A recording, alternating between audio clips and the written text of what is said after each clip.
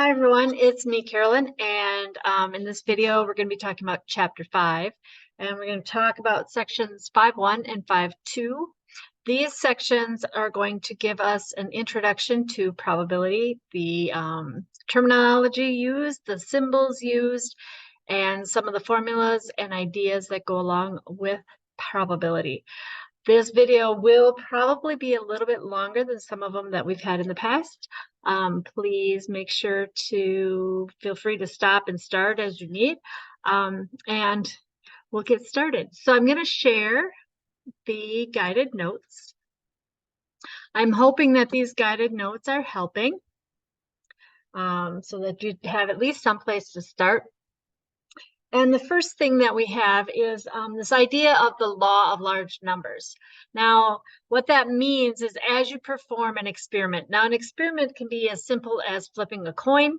It can be as simple as rolling a die, or it can be as complicated as playing poker or something like that. So getting a poker hand or some other complicated thing too. So there's lots and lots of different probability experiments out there. But what the law of large numbers says that if you do this experiment over and over and over and over and over, the observations, that ratio of a certain outcome happening is going to approach what it should approach. So for example, if you flipped a coin 7 times, it is possible that you would get 7 heads. Very unlikely. We should be getting an even number of heads as tails, provided your coin is fair. So in the long run, in the law of large numbers, the more times you flip it, the closer to that 50-50 you should get. All right, some other information or definitions we have is the sample space. And a sample space is the set of all possible outcomes that we could see in an experiment. And what we do is we usually list them in set notation, which I'll do in our examples in just a moment. And event, or an event, is any collection of outcomes. And sometimes they are defined a certain way, and sometimes it's kind of what we're looking at. So for example, let's roll a die. So our sample space, which we like to use the letter S for, if we roll a regular 6-sided die, we could get a 1, a 2, a 3, a 4, a 5, or a 6. So there are our 6 possible outcomes. Now we can have an event. I'm going to call it E. I have another one called F. Those are just names. And for event E, I want the number on the die to be divisible by 3. So divisible by 3 means that 3 divides into it evenly. So if I'm looking at my sample space, the only numbers there that are divisible by 3 are 3 and 6. We do like to separate each outcome with a comma. And we'll have more complicated ones in a moment. Another event, F, is the die is even. So, or I should say the number on the die is even. And those would be our 2, our 4, or our 6. We could come up with a number of different events, but those are the events that we're looking at that I just decided to give you an example of. We could roll 2 die. Okay, maybe one right after another, or a red one and a green one. But we have 2 separate dice. And so our sample space gets a little bit more complicated because we have that first die and that second die, or that red die and that green die. So we could have a 1 on both of those dies. We could have a 1 followed by a 2. I am putting these in parentheses. Sometimes you may see books write that as an 11. I think it's a little bit easier to understand, kind of like an ordered pair. Here's our first die, our second die, and so forth. So we could have quite a few different outcomes. I like this experiment because it is a little bit more complicated than just rolling 1 die. and we get more outcomes. So we could have a 2 and a 1. Now, some students will ask, aren't these the same? And the answer to that is no. This one represents getting a 1 on the first one and a 2 on the second roll, or a 1 on the red, 2 on the green, where this would be a 2 on the red, 1 on the green. So they are different outcomes. And it's going to take me a little while to list all of these. So just kind of bear with me. Oops, 2, 5. I am kind of doing this strategically. And maybe I won't write them all out. Just because it may take a while, and I think you guys are getting the idea.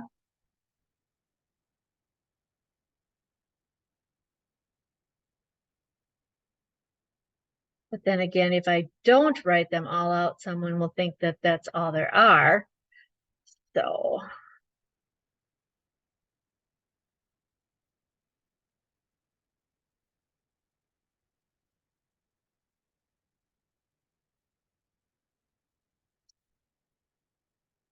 I am going to show you some ideas behind this.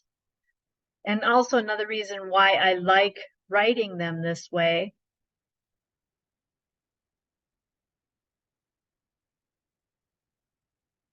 Okay, so there are all of our outcomes. And you will notice that there will be, if you count them, there are 36 different possibilities. One thing to note is if you go up these diagonals, kind of this direction, those values all have the same sum. So if you add the 2 die together, you get the same value. Okay. All right, here's an event that I have listed here. The 2 die are, or the 2 dice are the same. And that would be our 1, 1, our 2, 2, our 3, 3, 4, 4, 5, 5, and 6, 6. So those are all of the ones that have the same values in both the first and the second. Okay. Finding probabilities, which sometimes it's kind of intuitive and it kind of falls naturally on certain experiments. But we do have 2 different ways we can find those probabilities. One is the empirical method, and basically that is using that law of large numbers to just say, do it over and over and over and over and over again, and then use what happens as a way to approximate the number or the approximate probability. Or we have the classical method, which is what we're going to concentrate on in this chapter. And it's going to use the idea of equal events. So things being fair, like a fair-sided die or a fair coin, and more mathematical based ideas that will be based on that sample space.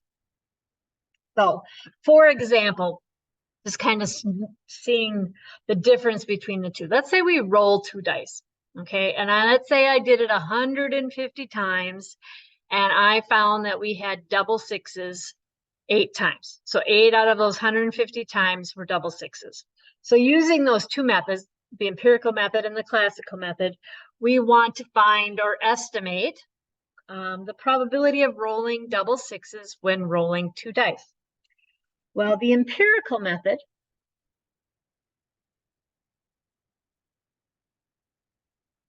is the one that we use observations for. So we did this 150 times. It turned out that we rolled double 6s 8. So the probability would be that 8 out of 150. Or if we got our decimal, find my calculator here, and did the 8 divided by 150, we see that that is about 0.053333, and it repeats, the 3 does, over and over and over again. Okay.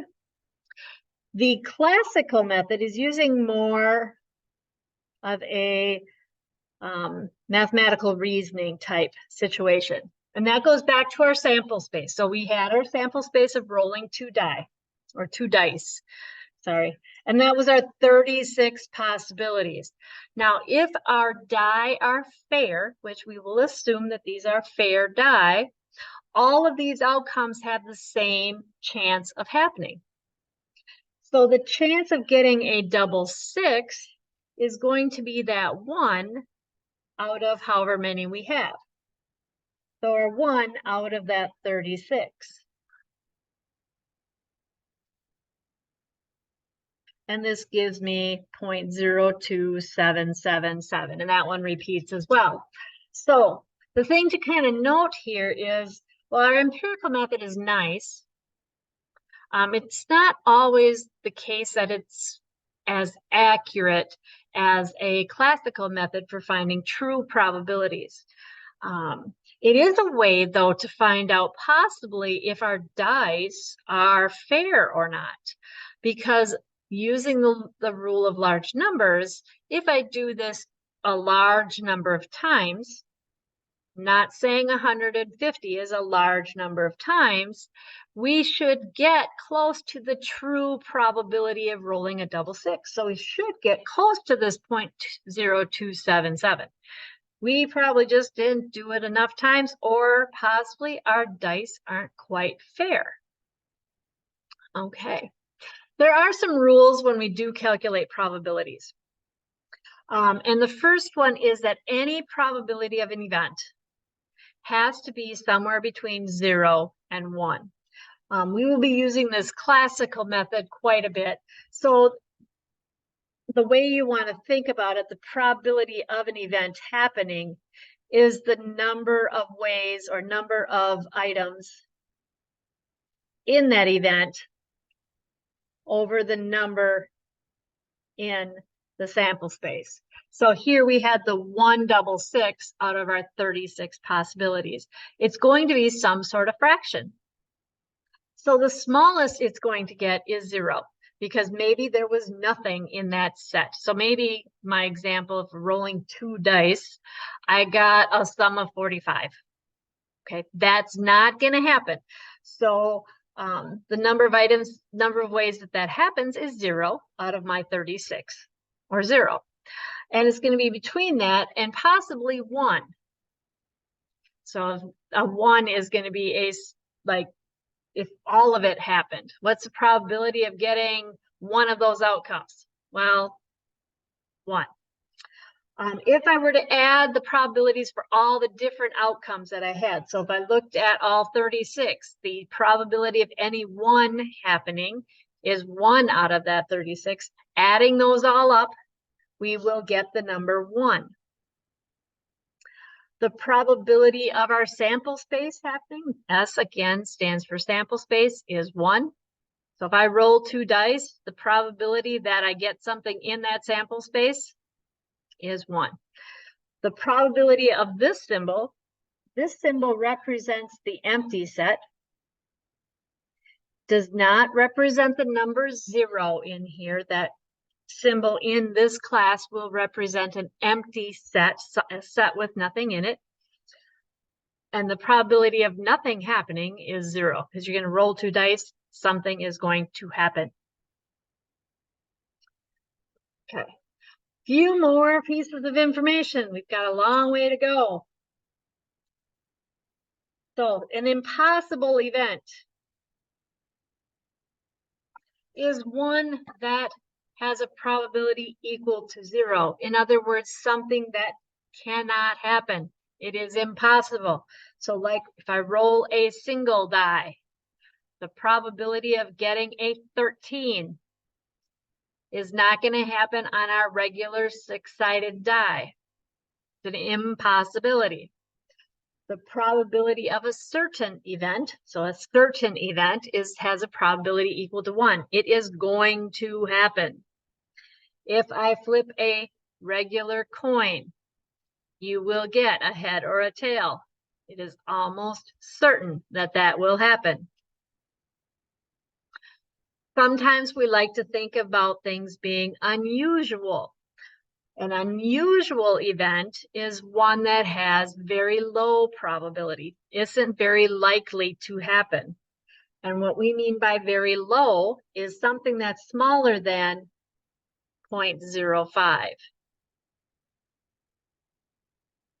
Okay, so in the probability of rolling a double six has a very low probability because we found that was 0.027. So it is an unusual event for that to happen. All right, let's look at a different example. Another thing that we like to use, because they're nice and simple and they work well with probabilities, we like using coins, we like using dice, and we also like using a deck of cards. The deck of cards, just so you are familiar with it, when we will always consider there's no jokers in this. It's your standard deck of cards. There are four suits, four things that we call suits. And the suits are, we have clubs, spades, diamonds, and hearts. Okay. Oh, I should say we have 52 total cards. It is broken evenly into those suits, so 13 of each. They are broken up then into like a face value, and we do have something called aces, and then we have a 2, 3, 4, 5, 6, 7, 8, 9, and 10. Then we have a jack, a queen, and a king. And you'll notice there are 13 of these, sometimes considered the one. And each of these, there's one of each suit. So that's how we create this deck of cards. All right, so we're going to select a single card from a well-shuffled deck. So we have 52 cards in front of us. And this time we're going to just find those probabilities using the classical method. I like to either put my answers in fraction form or decimal form. I believe Pearson, our homework system, likes decimals over the fractions. I believe it should take both. So we're going to calculate these using our classical method. Again, 52 cards. And we want to know what is the probability that we are going to get a red card. And that's something I didn't decide to tell you, is that this is also broken up into two colors. Our clubs and our spades are both black, and the diamonds and hearts are both red. So there are 26 of each color. Okay, so the probability of getting a red card, if we just draw a single card, is 26, because there are 26 red cards out of our total 52. Or reducing that to 1/2, or in decimal form, 0.5. What is the probability of getting a 6 or a queen? In this class, the word or is an inclusive or. What I mean by that, we can include the and. So 6 or queen, or if it were possible, both the 6 and queen. All right, so if I'm talking about a 6 or a queen, well, there are 4 6s, there are 4 queens. So the probability that we get one or the other is 8 out of that 52. Probability of getting a 6, there are 4 6s out of our 52. And I should reduce this down. And I should also put it in decimal form for you.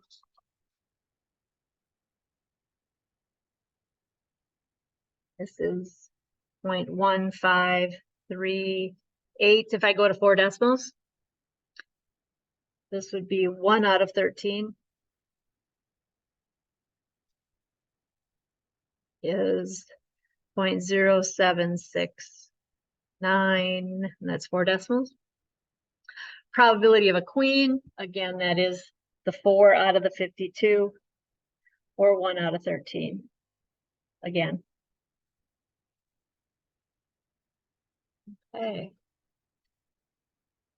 Moving on a little bit.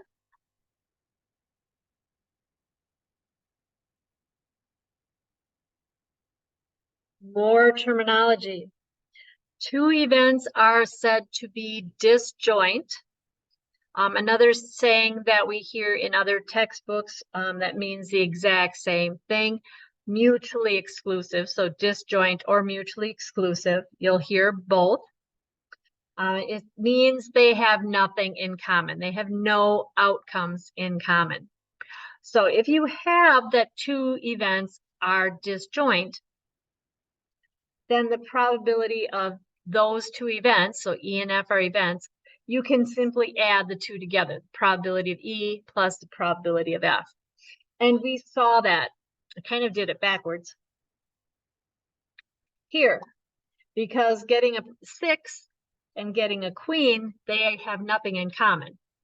So we could have taken the probability of getting a 6, which is 4 out of 52, probability of the queen, 4 out of 52. So our OR statement, we can just add those 2 together. If they are not disjoint, meaning they do have something in common, then we have to be a little bit more careful. And I will show you a slight picture of this. So this is going to be taking the probability of E or F. We would want to take the probability of E plus the probability of F, but we're going to subtract off the E and the F, what they had in common. And the reason for that, and we'll go through an example. And I'm going to keep this unsimplified just to make things a little bit faster. I'm also not going to take these to the decimal, again, just to save a little time. So our probability of a king is 4 out of 52. Okay, because there are 4 kings in the deck, 52 cards. Probability of getting a diamond is 13, because there are 13 diamonds out of the 52. Okay. These numbers come very quickly to me simply because I have been teaching this type of stuff for a long time. I have been working with decks of cards since I was a little girl. So I know there are 13 diamonds in the deck. I know there are 4 kings in the deck. So this next one is what we're going to do is we're going to take the king or a diamond. Since they have something in common, namely the king of diamonds, we have to use this second formula. So we're going to take that 4 out of 52. We're going to add the 13 out of 52.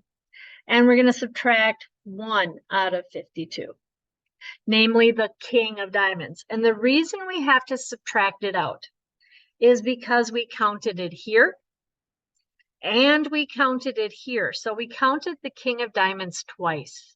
So in order for us to make sure that we don't get a value too large, we have to make sure to only count everything once. So that's why we take it off. So that gives me 16 out of 52. And again, I should reduce these and I could go to decimals. But to save time, we're just going to leave this way. Okay, another example. All right, let's flip a coin and roll a die. Okay, flip a coin and roll a die. Now on our coin, we could get a head or a tail. I'm going to use an H for head and a T for tail. The die, again, normal 6-sided die, we can get the numbers 1 through 6. So my sample space could look like, and I could do it like I did before, my head and then 1.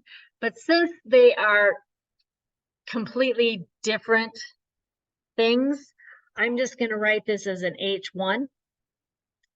H2, H3. So getting a head and a 1, a head and a 2, instead of all of that extra stuff going on. And you can do this provided it isn't going to be misleading.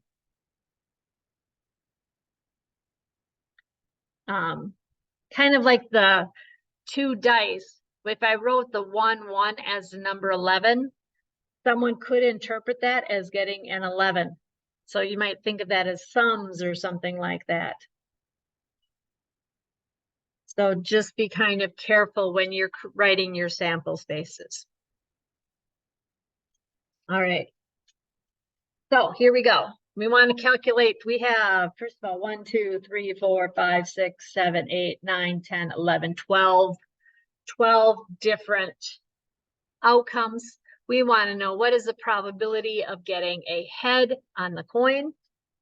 And there are 1, 2, 3, 4, 5, 6 of those out of our 12. I will reduce this one down since it's kind of easy to do. Rolling an even number. 1, 2, 3, 4, 5, 6 out of the 12. Again, 1 out of 2. Are these disjoint? Again, disjoint. Do they have anything in common? They do have something in common. So these, namely these guys right here, those were in both sets. So are these disjoint? No, they are not disjoint.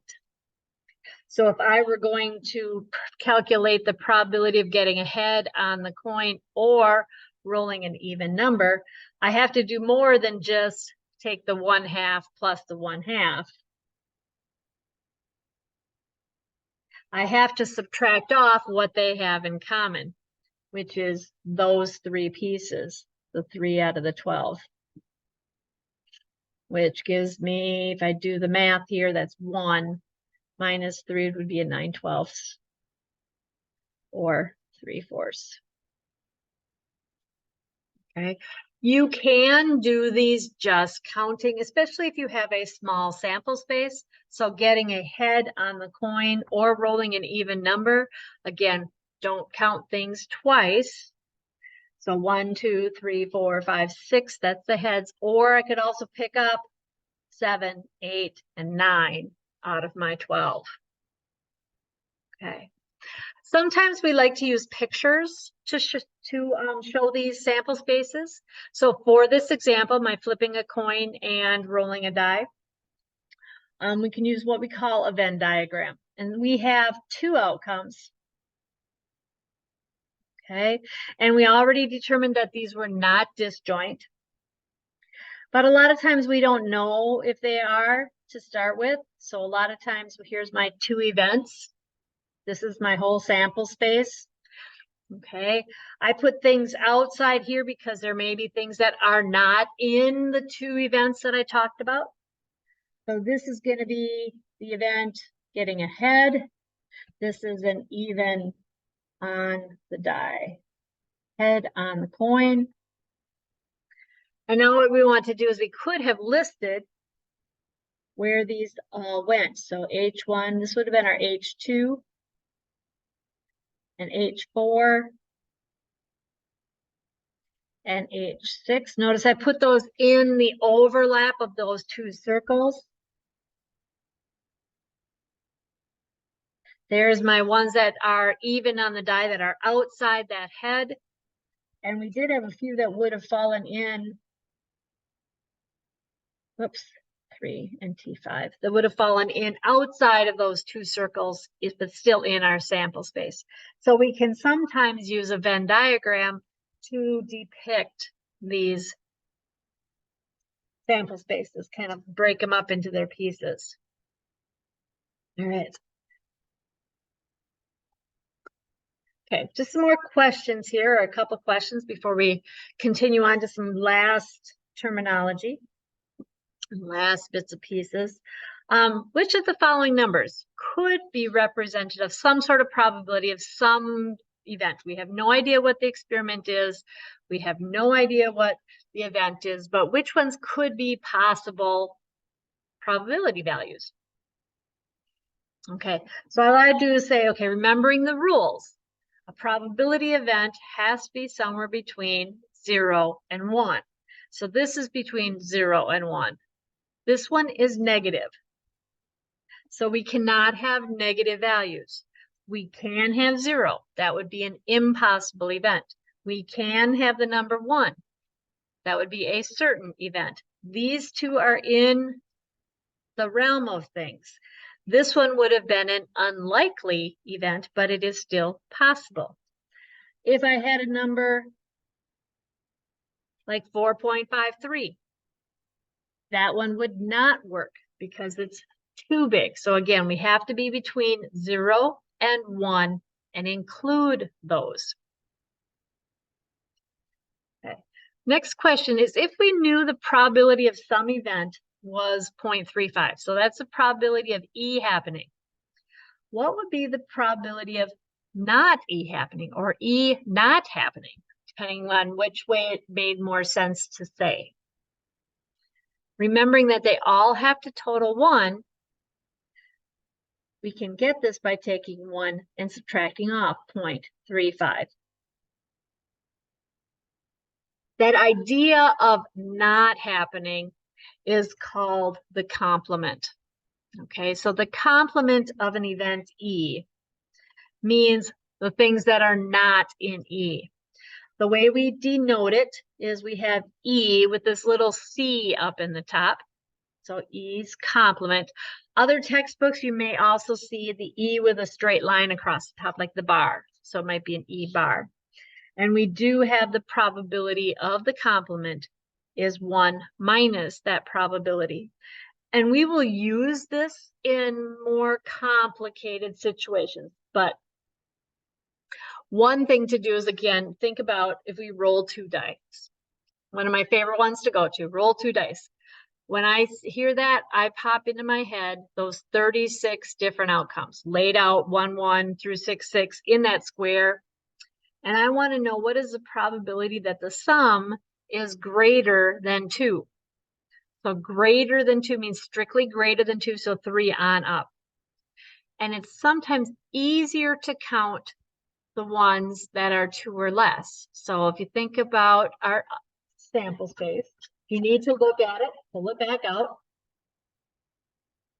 Okay, there's only 1 here that has a sum of 2. Everything else is bigger. So it's sometimes easier to say, well, it's going to be 1 minus that 1 out of 36 because it's everybody else but the 1, 1. So there's 35 other outcomes out of the 36. Okay. One last thing. And I want to think about flipping a coin 3 times. And what does that sample space look like? Thinking heads and tails. All right, we could have a head, a head, a head. Then we could have tails, tails, tails. And then we could have some examples that'll have a head, 1 head and 2 tails in all different spots. But trying to keep all of them in line could be difficult, finding all of the possibilities when there's 3 coins. Or maybe if we flipped 7 of them, I can't imagine keeping it all intact. So sometimes creating our sample space, we can use something we'll call a tree. And depending on the experiment, it may look more like a bush. But this tree is going to start here. So I like to imagine myself actually flipping these coins or actually performing this experiment. And we will do some other trees in further videos. So this is going to represent our first flip. And we would either get a head or a tail. So this is like flip number 1. Then from each of those outcomes, we could have our second flip. So this second branching is at flip number 2. And we could have had a head and a tail, a head or a tail. And again, Flip number 3. Head, tail, head, tail.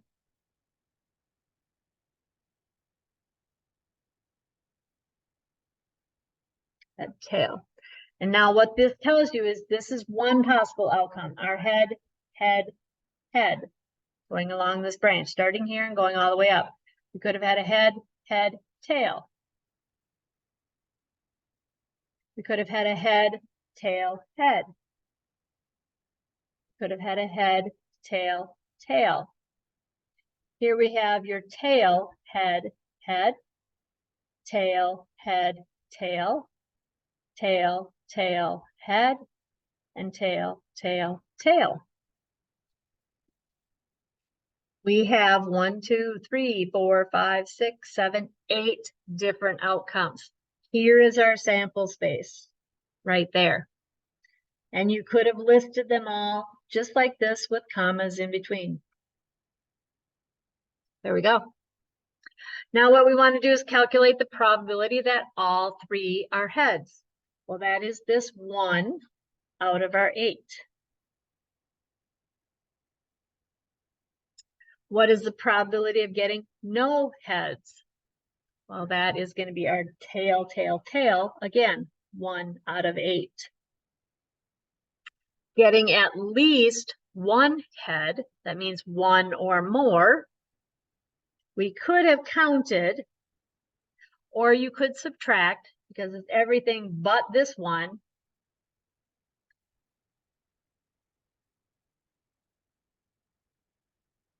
But we come up with that 7/8